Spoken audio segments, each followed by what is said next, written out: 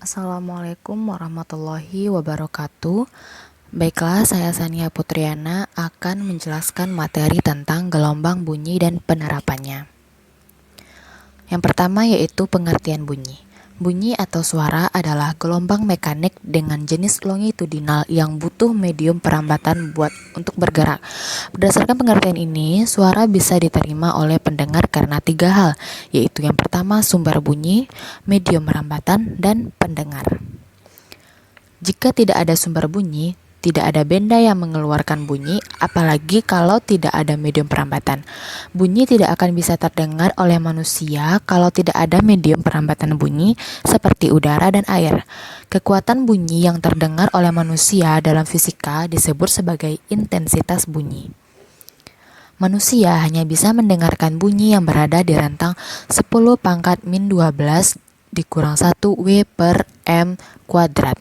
Jadi, kalau ada suara yang berada di bawah rentang atau di atas rentang tersebut, manusia tidak akan bisa mendengarkan. Selain itu, kecepatan bunyi yang terdengar juga dipengaruhi oleh temperatur. Misalnya, bunyi merambat di gas dengan suhu normal akan lebih cepat dibandingkan dengan rambatan pada gas suhu 0 derajat Celcius. Selanjutnya yaitu sifat gelombang bunyi. Yang pertama, refleksi. Karena bunyi adalah salah satu gelombang, maka sifat gelombang berupa refleksi juga terjadi pada bunyi. Jadi, suatu bunyi akan terpantulkan ketika melewati suatu bidang. Pemantulan ini harus memenuhi beberapa hukum di bawah ini. Bunyi hukumnya itu sudut bunyi yang datang sama dengan sudut bunyi yang terpantulkan. Semisalnya, bunyi datang dari arah kiri 60 derajat, maka bunyi bakalan terpantulkan pada arah kanan sebesar 60 derajat juga. Arah pantulan bunyi, dan garis normal di antara keduanya berada dalam satu bidang yang sama. Selanjutnya yaitu refraksi. Sifat gelombang berupa refraksi juga terjadi pada bunyi. Jadi, kalau ada bunyi yang melewati dua medium yang berbeda, misalnya udara dan air, maka bunyi akan dibiaskan atau dibelokkan. Suatu bunyi yang dibelokkan atau dibiaskan berlaku rumus umum. Sin I per sin R sama dengan lambda 1 per lambda 2 sama dengan V1 per V2 sama dengan N1 per N2 sama dengan N2,1.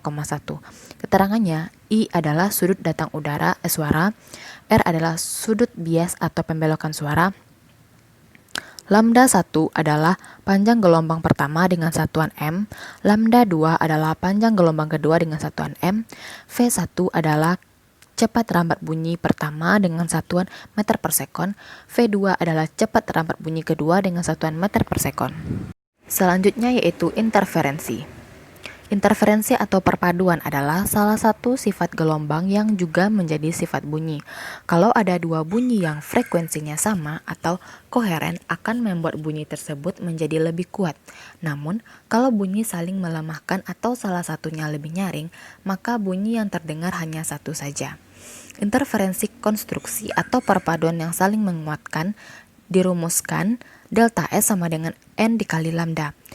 Sedangkan interferensi destruktif atau perpaduan yang saling melemahkan dirumuskan delta S sama dengan N ditambah 0,5 kali lambda. Selanjutnya yaitu efek Doppler. Efek Doppler menjelaskan bahwa kalau ada sumber bunyi yang bergerak mendekat atau menjauhi kita, frekuensi bunyi yang akan kita dengar akan naik dan turun. Salah satu fenomena dari efek Doppler adalah ketika kita mendengarkan suara sirine pemadam kebakaran. Kalau sirine mobil diam di tempat, dua orang yang mendengarkan suara tersebut akan mendengarkan frekuensi yang sama atau keras yang sama. Tetapi, kalau semisalnya sirine tersebut bergerak ke salah satu pendengar, pendengar lain akan merasa bunyi sirine semakin jauh dan kecil. Kamu bisa ngelihat fenomena sirine seperti gambar di bawah ini.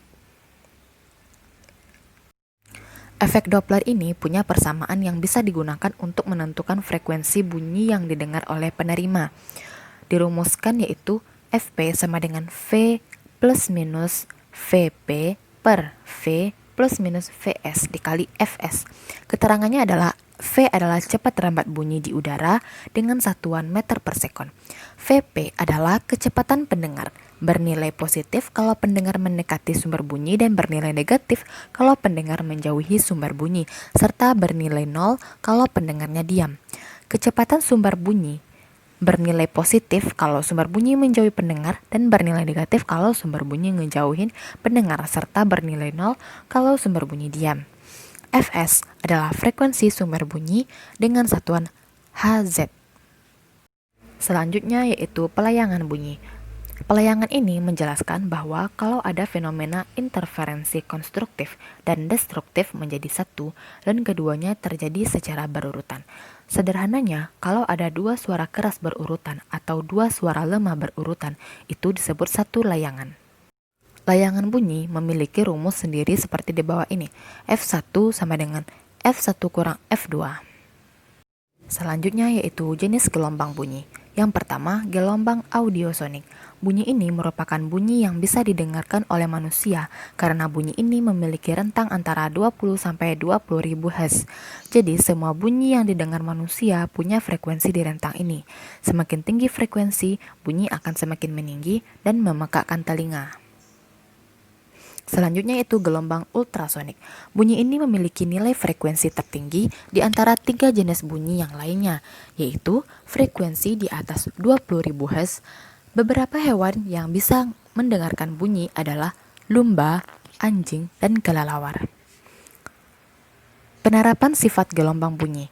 Yang pertama untuk teknologi sonar. Penerapan sifat bunyi yang pertama adalah teknologi sonar. Seperti yang sudah dijelaskan sebelumnya, bahwa bunyi bisa dipantulkan. Teknologi sonar menerapkan sifat pemantulan bunyi dengan menggunakan bunyi dengan frekuensi 20 kHz hingga 100 kHz. Kebanyakan teknologi sonar ini digunakan untuk mengukur kedalaman air. Selanjutnya yaitu ekokardiogram. Teknologi ini digunakan untuk mengukur kecepatan aliran darah dengan menggunakan efek Doppler. Bunyi yang digunakan adalah jenis ultrasonik yang didekatkan ke pembuluh darah. Pergerakan bunyi ultrasonik akan mengikuti kecepatan aliran darah. Selanjutnya yaitu untuk ultrasonografi atau USG. Dalam bidang kedokteran, USG digunakan untuk mencitrakan bagian dalam tubuh manusia. Sifat yang digunakan pada USG adalah sifat refleksi bunyi. Jadi gelombang akan dipancarkan ke organ tubuh dan akan terpantulkan yang nantinya akan mencitrakan keadaan organ dalam tubuh. Nah, itulah materi tentang gelombang dan bunyi serta penerapannya. Terima kasih. Assalamualaikum warahmatullahi wabarakatuh.